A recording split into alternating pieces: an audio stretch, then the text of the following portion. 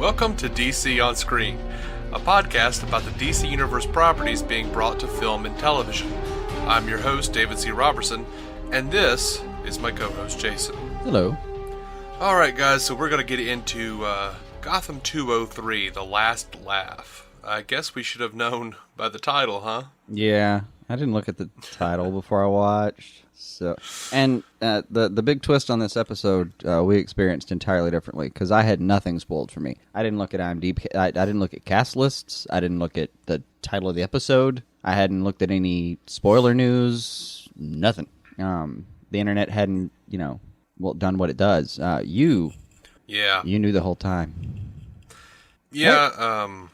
I wound up just signing onto Facebook to check a notification or something, and someone had left it on my, well, not on my wall, but I'm a member of a number of DC groups online, and yeah, someone spoiled it. Some jackass. Right. Yeah. So, it was not the best way. No. I went through it with all the emotional turmoil of the average viewer on this one, and I'm disappointed with this. If we had looked at the words "the last laugh," we should have known. Well, I think we should have known. In some ways, maybe. The thing about it, though, is the way it was described to me is, or not directly to me, but the way it was described is, spoilers. So Jerome dies and basically causes the Jokers from Batman Beyond to show up. Right. So right. I at least had some modicum of hope, like, that it would be done well. No. I was not prepared for what happened. Well, and that's in two parts. Jerome dying, I thought was done fantastically. That was great television. Especially, like I said, I came out with nothing, so I just got to watch it and experience it. It was really good television. Right. The stabby Joker people at the end. No. And one of the reasons we didn't think to look for this was it had been described as he was going to kind of. They were billing it as though he was going to start kind of a philosophy. Not that, his laugh was going to become an airborne virus. Right. Which I'm almost sure is impossible. We'll contact the CDC and ask, but... Yeah, it was bad. I guess we should, okay. The episode leading up to the ending, though, was actually pretty good. Yeah, everything but the last, 60 seconds was maybe my favorite episode of this show so far. I thought it was fucking compelling. I'll say this. Last week, about episode 202, I said if there was ever an episode that would quell my fears, that would be that episode. This week, I will say if there was ever an episode that would confirm my fears, or at least give them a good jump start. Yeah, I was afraid to. 'Cause now, and I understand. I'm starting to get, looking back on it, I'm starting to get the idea that, the reason they were able to use the Joker at a time where they're doing so much build-up on Leto's Joker is because he was never actually going to be. We probably should have known that was going to be part of the equation, that Diane would thwart us once again. But they had built so much into it, and, we were buying it, and the kid is absolutely phenomenal. I mean, it's that performance. He's only got, what has he got, 4 episodes now? Under his belt as being the Joker, and it may be it got to be one of the more powerful turns I've ever seen. So I'd like to jump back and talk about the episode. Oh man, I love that Gordon and Bullock are throwing stoolies out windows. Isn't that good? That was a lot of fun. Yeah. Oh, all bets are off for those two. Speaking of which, I did finally learn my lesson and go back and look at the cast listing, and I believe Chickless is listed for the next episode. Yeah, I saw that. So, whatever it is they're doing now, you can bet he's going to come on and annoy him about it. Now, something we both noticed real early on. Man, did that precinct repopulate quickly. Yeah. Okay, so last episode I repeatedly stated they killed every damn body. Because it looked like they killed every damn body. Yeah, it turns out it was 10 cops and Essen. Which are 9 cops in Essen, so that comes to 10 cops. There were a lot of bodies hanging around. Yeah, that was disappointing as hell. Yeah, and that one guy, the Alvarez or whatever his name is, he never gets up out of his desk. How was he not dead? Yeah, I know. He's always sitting at his desk being a smartass or cheating on somebody. Right. Maybe some of those people that got killed, they just weren't counting, the criminals that they were booking at the time, the hookers that they had dragged in, the lawyers who were standing around. Yeah, I don't know, man. Maybe they're not counting those people. I don't know. I wanted there to be a little bit more rebuilding of the precinct than just, oh yeah, and everyone showed back up. Yep. It took some of the power out of the previous episode. Agreed. It was like the 5 or 6 regulars that we see on the show just happened to be away from their desk when it happened.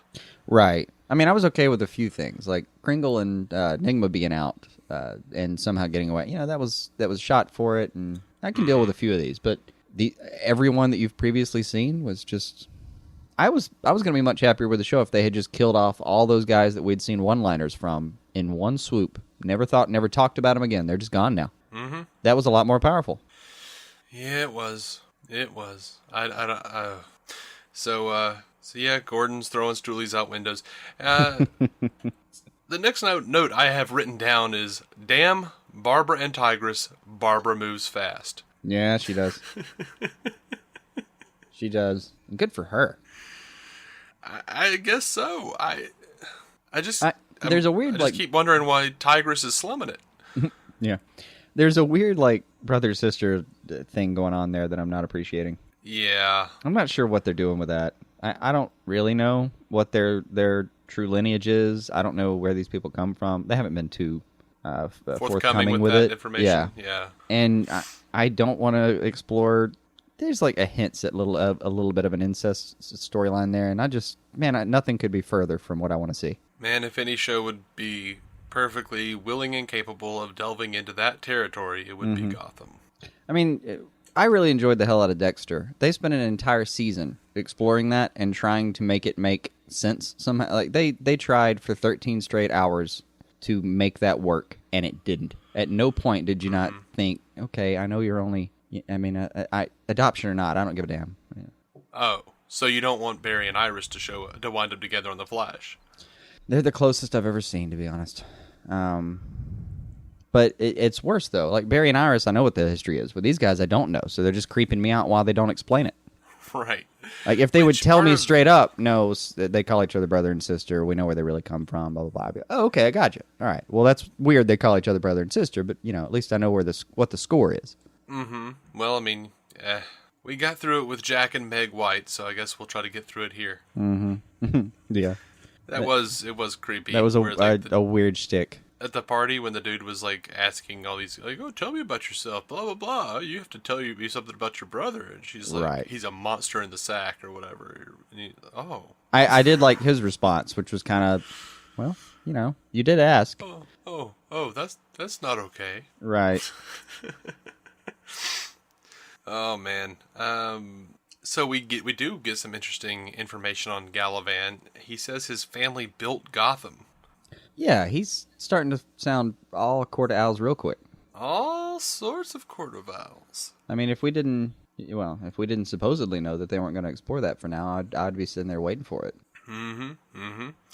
So can I just say right now how much I freaking love Alfred and Leslie? You can say it again. Yeah, you can repeat right now. Oh, man. I love Alfred and Leslie. You just love that. Yeah, how did you put it? He becomes a bumbly fuck when he's around her. He does, but he's also really, really strong about it. He's not just bumbly either. In the extended scene in the episode, dude's already my friend is the head chef at the what's the blah blah blah, and she's suddenly, oh, I've been trying to eat there for months. Right. Oh man, he is digging her and she is digging that. That's what I gotta say. She had a couple of good opportunities. Bethany and I were talking about it. Bethany's my girlfriend. We were talking about that, and she was like, "Oh yeah, she had plenty of opportunities to say, by the way, I'm dating Jim Gordon." Oh no, she was interrupted. Oh no, yeah. Yeah, she kind of. It seemed like she was a little too distracted. She was just too taken with the idea of actually eating at that restaurant. Yeah, but it also just seemed a little taken away for a second.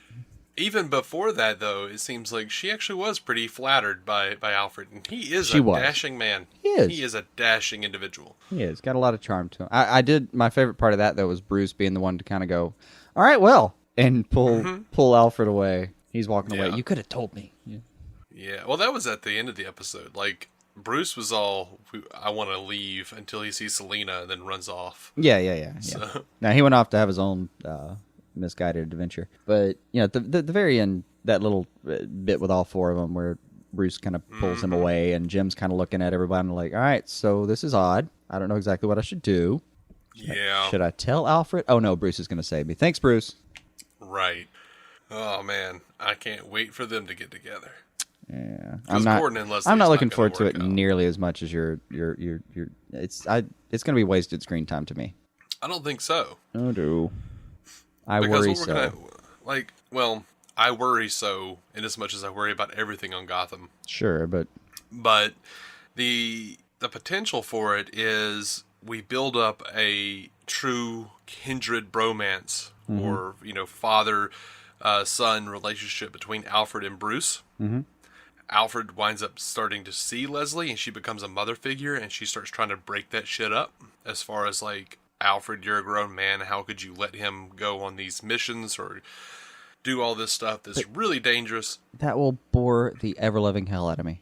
Oh, man. I don't know. It has a potential to be really good. Like, I kind of want to see that mother figure come back into Bruce's life. I mean, I'd love the mother figure part, and I wouldn't even mind it if the whole thing is a build-up to him having to eventually tell his mom, in this case, his surrogate mom, no, this is the path I'm choosing. And, what it'll amount to is him having to tell his dead parents through a series of surrogates, no, this is who I am now, and I'm going to pick up this mantle, and I'm going to run with it, damn it. Which would be great. Yeah. But which has always been Bruce and Leslie's relationship. And I think it's... Well, it's been more,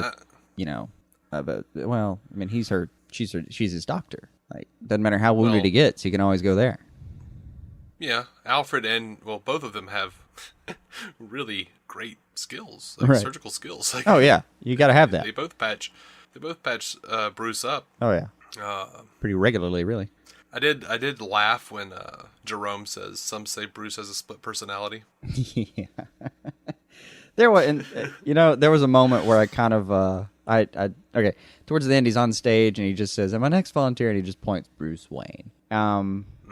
Oh, that felt so good. That did. And, well, we'll talk about the last scene in a second, I guess. Should we go back through a little bit? Like, how about, him and his dad, him and his patricide moment.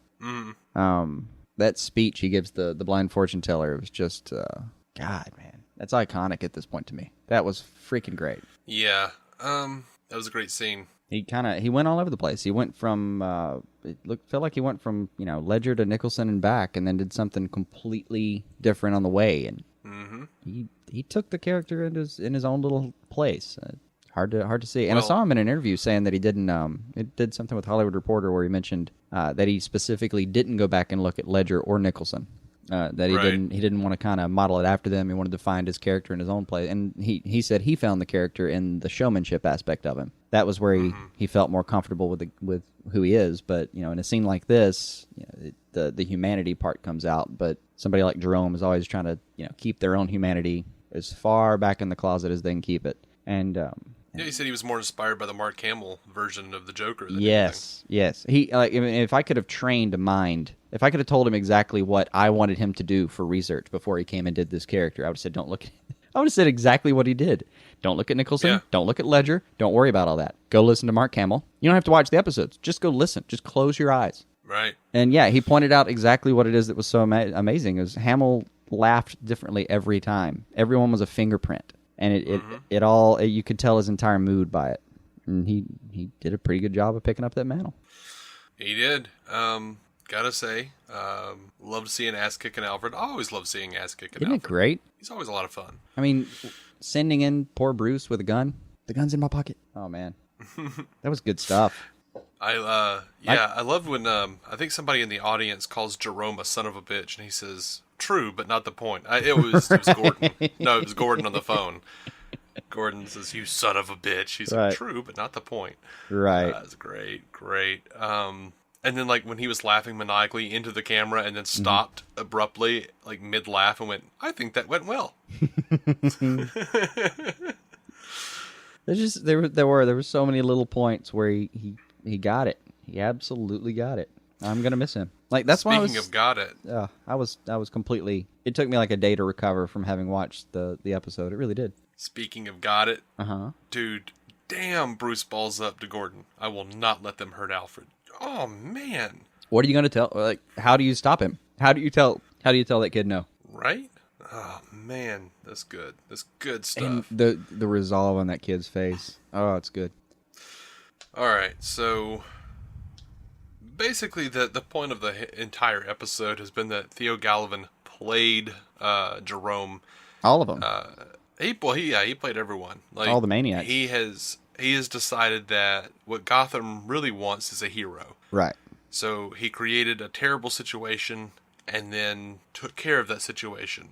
And it's pretty it's kind of actually heartbreaking when he stabs Jerome and he's like laying him down. I was hurt. He's like, you did very well, but I know this is not what we rehearsed. It's such a bad. I know man. this isn't what we heard. You're so talented. I'm sitting there the whole time hoping it's a gag, and then the blood starts spurting out of his mouth, and I thought, no. And then he gets to the speech, and I know this isn't what we rehearsed. You were so talented, Jerome. I'm so sorry. And this kid who played Jerome, Cameron Monaghan, I guess his name is, his ability to keep that smile, that rictus grin, while he's dying, and tearfully saying, but you told me I was, oh man. I think it's you said I was going to be, and then it... Yeah, something like that. Yeah. So, I mean, God, what a good job, dude. I wanted to go take the producers and, like, grab them by the throat and said, you said he was going to be, and start hitting them. That's what I wanted to do at that moment. Right. Right. And I really... I agree. The last shot, really, is just, him on that mortuary slab, and... They're just zooming into him with and it's perfect. Like the blood kind of makes this lipstick kind of coloring to him, and he's still got the grin, but it's a believable grin somehow because the way he fell, it's like his cheeks fall back in a way that I kind of bought the whole posing of it, and I was having like a Tinkerbell kind of moment where I'm sitting here watching as he's zooming in. I'm going, please get up, please get up, please get up, please get up, please get up. He didn't get up. He didn't get up at all. No, he didn't. I think he's going to be in the next episode briefly. For probably like a shot back or something, or maybe even just sitting on the slab smiling. So, couple other things. Bullock turning the screws at Penguin was amazing. Freaking great, yeah. Oh man. And they cut back to Penguin after all of this insanity with Jerome's gone down, and and he's just, what does he say? Like, this guy just doesn't get it. He doesn't do anything good. It's just chaos for chaos sake kind of thing. Yeah, something like that. Yeah. I can't remember the exact phraseage, I suppose I'll say. Yeah, but it was... The sentiment was clear, though. And about this time, Bullock just wanders in with, like, his testicles and a wheelbarrow in front of him, Yeah, I actually think it was, see, a guy like this doesn't do anything good for anyone or something. This does nothing for no one. Yeah, he's actually got, like... Apparently, Penguin's going to carry on a little bit of the Falcone sentiment. But then there's a beat, and he's hearing Jerome laugh, and he goes, "Perhaps I should work on my laughter or get a new laugh." Maybe I should get a new laugh or something like that. It was a lot of fun. Oh yeah, and I kind of wouldn't mind him having a nice cackle, and even it'd be nice even if it's kind of in honor of Jerome a little bit. The way this show is going, I fully expect by Gotham 205, Oswald is just actively going wah, wah, wah, wah, wah, when he laughs. Oh, please, no. I know, right? Or at least if I don't know. Why not? They've done worse. Go for it. Just, as always, do it right. But yeah, Bullock walks in, though, and just, oh, man, he kicks his puppy. He does. Bullock's a mean bastard. He really is. I mean, he gives him a whole... And something that's nice about Bullock to have around is, he says it in the first episode of this season, is I'd give Satan a sandwich. Like, he can walk up to somebody like the Penguin and say, like, I'm working with Jim, but that doesn't mean I'm not me. I have no moral compass. If I need to put you down, I'll put you down. Yeah.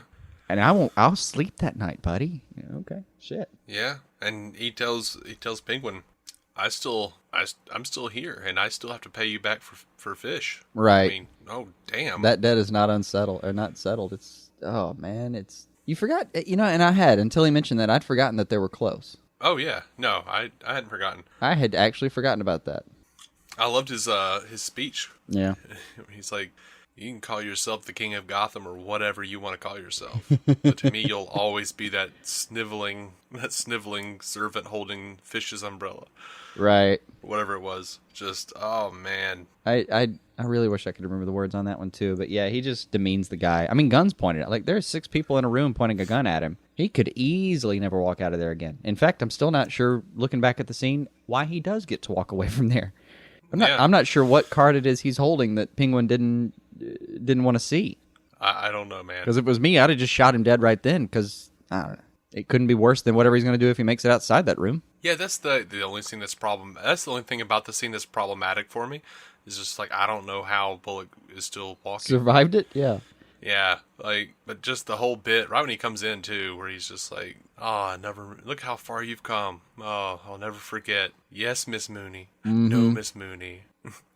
Right. That's a great wig, Miss Mooney, whatever it was. No, your hair looks great, Miss Mooney. Oh, man. He just picks up his drink and chugs it. Yeah. It's about the time where he tells him, I have half a mind to take you outside and beat you senseless with a garbage can. That's about where his crew starts getting the sense that this is going to be a difficult conversation. Man. Love it. Now, Jerome's scene, though, at the end, there's something that, look, obviously I love the hell out of it. I thought it was compelling as all hell. During the climax, you get to see Alfred and Gordon pointing a gun at the same person. That's always fun. I like SWAT Team Alfred and SWAT Team Gordon. But there was a scary moment. They could reformat the show completely to where it's just a triumvirate of Alfred running around with Gordon and Bullock, and I'd be pretty happy. Oh, yeah, yeah. And every now and then there's an episode where they train this Bruce kid because they think he might be the future, but they don't want to tell him yet. Yeah. I'll watch that.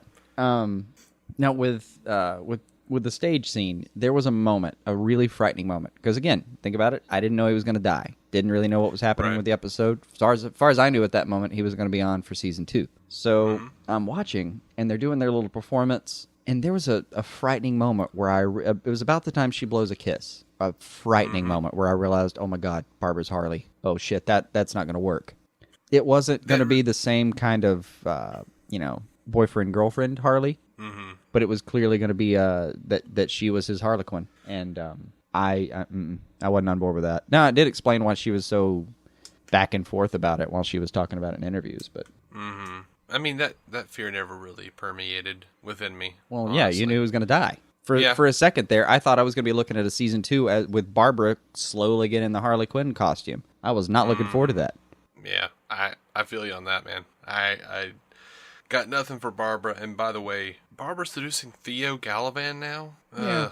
Again, damn, she moves fast. Right. But I tell you, maybe even more so than the egregious ending was Tigress catching her getting all down on her brother. Yeah, I could not care less about that. Oh, are we really going to do this now? Yeah, I don't need to see it. I haven't cared at any point who Barbara was involved with in this show. It's a lesson I hope they keep learning, or maybe they eventually learn. She's been with several people during the course of the show, and I have never cared, not one bit. Not one bit. I mean, hell, the most fun that we've seen the most fun I've had watching her with anyone was Peter Petrelli. Yeah. From Heroes. Milo Ventimiglia. Yeah. What was his name on the show, though? Oh, man, if you hadn't asked me. There's something about him being ugly. Damian Gray? Yeah, but his moniker was something about him being ugly. Come on. If you hadn't asked me, I knew that. I don't know. It was the 50 Shades of Grey serial killer dude. The Ogre. The Ogre. Thank you. That was it. Oh. All right. So let's just go ahead and really get into this ending here real quick. Okay. It's stupid. The end. It is.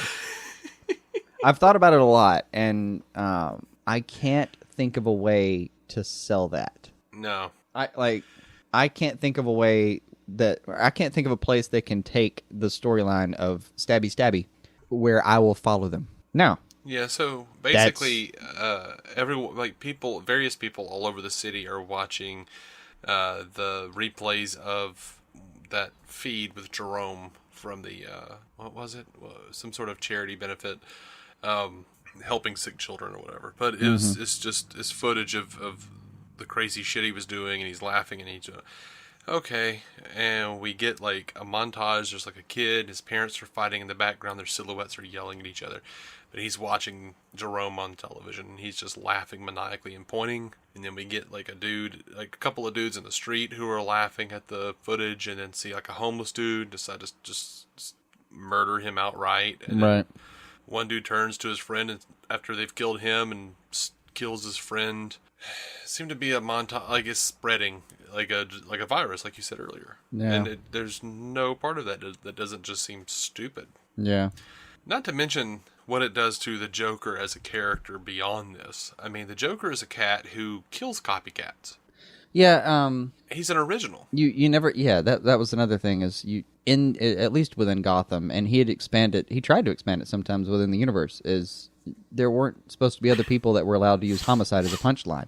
He's not okay with that. Now, granted, apparently, if it's not him, it's at least somebody like him that's just gone now. So, whatever. But I wasn't on board. And just what is it? What is the mechanism? Why? What is the mechanism that forces these people?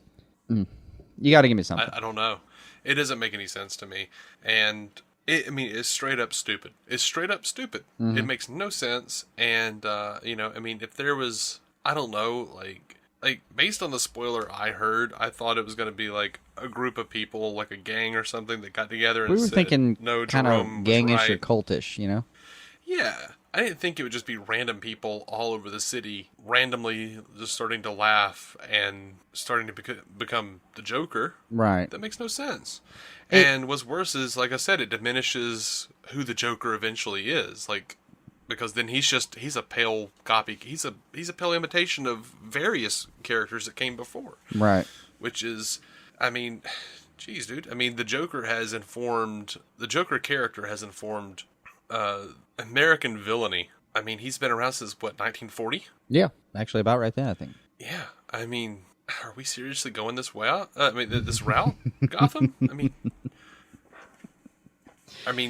No, I gathered that maybe it was just, Diane and Jeff Johns declaring that, a true Joker would never be available for the show. Because if you're going to do the proto universe, then you can do it, but certain things will have to be off limits. So you can have the Penguin, you can have the Riddler, you can have Catwoman, you can have Two-Face even. But we're using the Joker to launch the Suicide Squad right now. So no. Right. I get that. I kind of, as much as I hate Diane, I get it sometimes. But yeah, this wasn't the way to treat it. Don't get me wrong. Having, using the character, letting him do a full-fledged, kind of a fully fleshed out version of the Joker, actually. In his short time, he becomes the guy. He becomes the character. He becomes all the villainy that he... there's the whole voiceover at the end of children will wake from sleep screaming at the thought of you. Well, yeah. Jerome achieves that in his very short time. But yours will be a legacy of death and madness. Right. Ventura. You're right. Yes, Satan?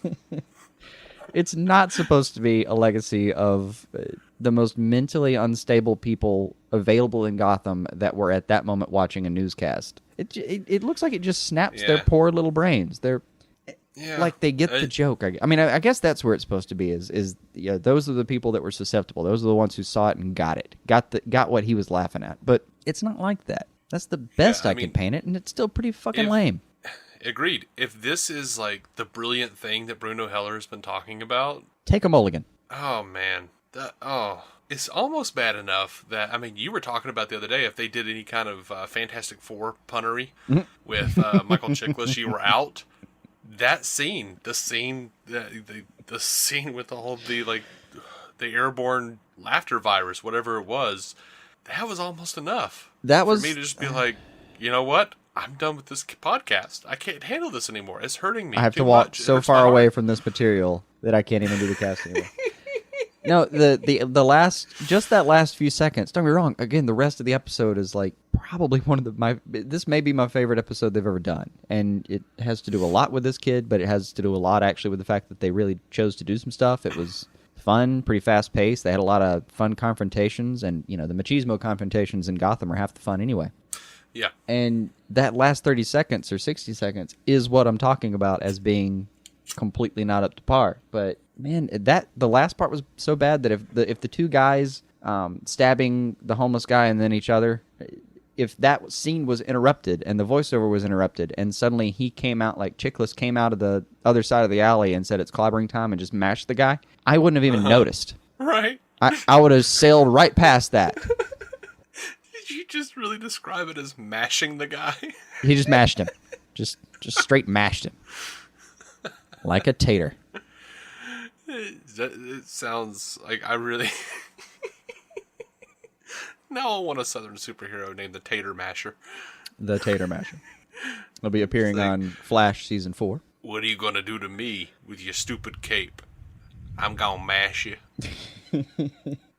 My God. That guy's probably in there. Somewhere in Gotham, there's like a group of skinhead assholes that are in jail somewhere. And yeah, I'm sure that's happened. There's one guy. What have we got, Detective? Well, it appears that the Masher is struck again. The who? The Masher.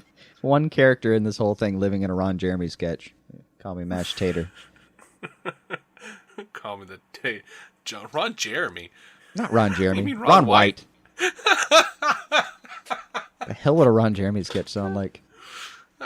It would be a different kind of masher. Yeah, that's true. But there's mashing either way. Mashing, thrashing. The only mashing that would have like gotten me out of this episode with any kind of, I don't know, hopeful feeling is probably, I don't know, Kentucky Mash. Like I'm going deep track Evan Williams on that. Yeah, all right.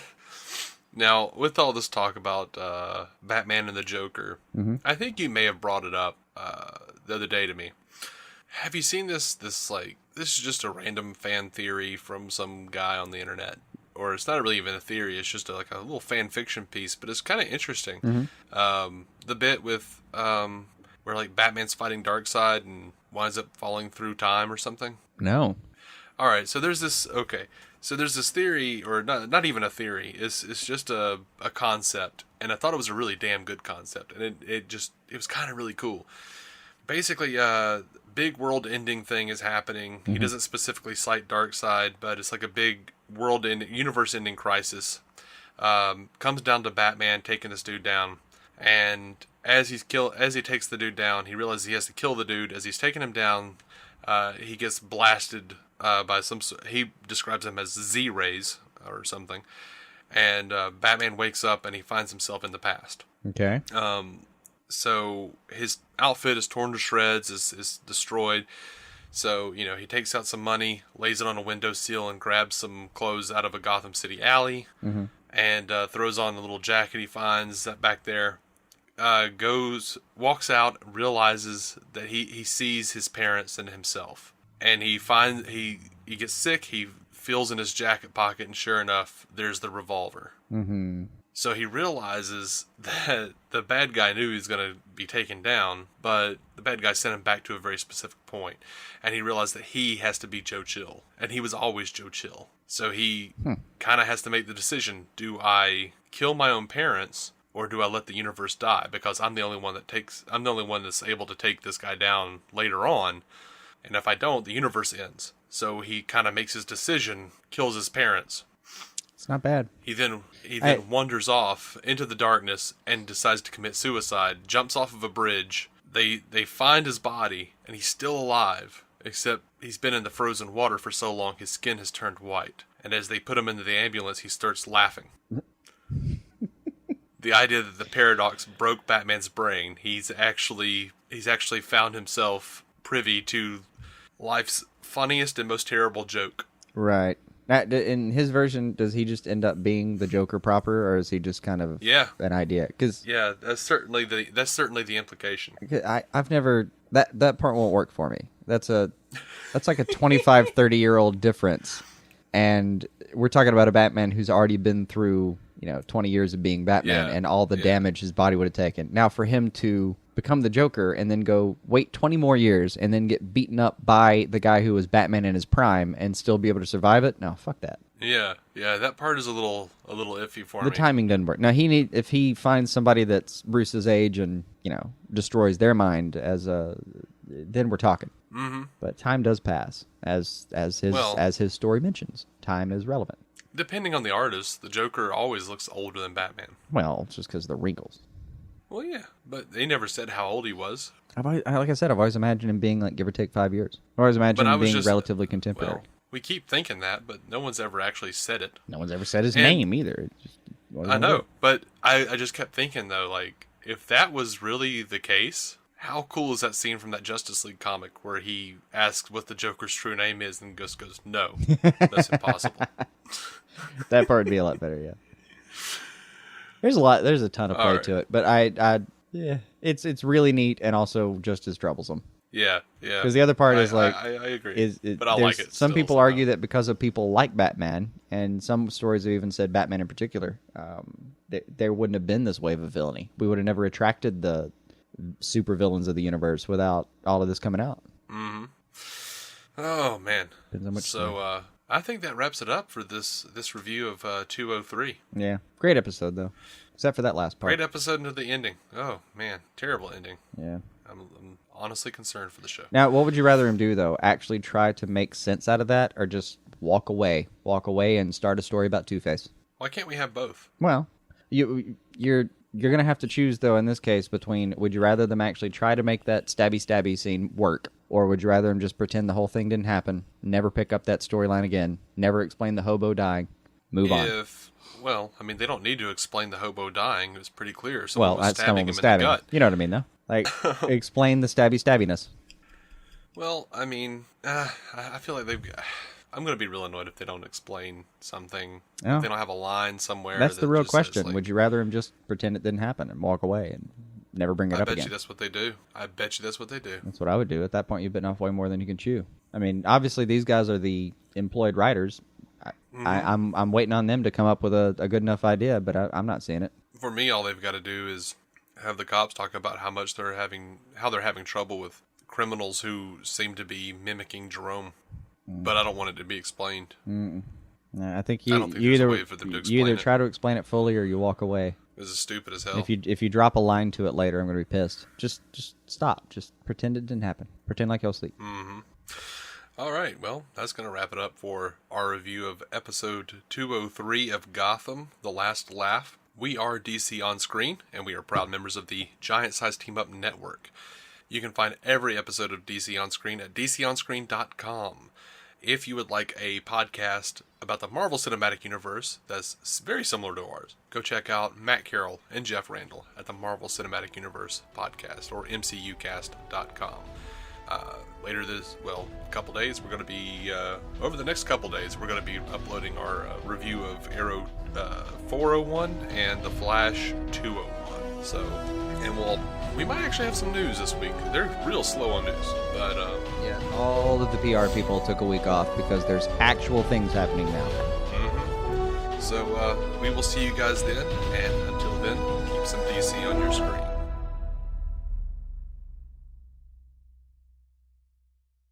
All right, you ready to go? No, I'm sending a link. Oh, what you doing that for? What am I doing it for, you say? Yeah, what you doing that for? What you reading for? You keep sending links instead of doing a podcast. You know what's gonna happen, don't you? I don't. Please expound. I'm gonna mash you. You gonna mash me? You were really amused by the use of mash. You's gonna get mashed, boy. You gonna get mashed. You done goofed. And we have our stinger. Time for some mashing. Okay, round two. Name something that's not boring. A laundry? Ooh, a book club. Computer solitaire, huh? Ah, sorry, we were looking for Chumba Casino. That's right, ChumbaCasino.com has over 100 casino-style games. Join today and play for free for your chance to redeem some serious prizes. ChumbaCasino.com. No purchase necessary. Void where prohibited by law. 18+ terms and conditions apply. See website for details.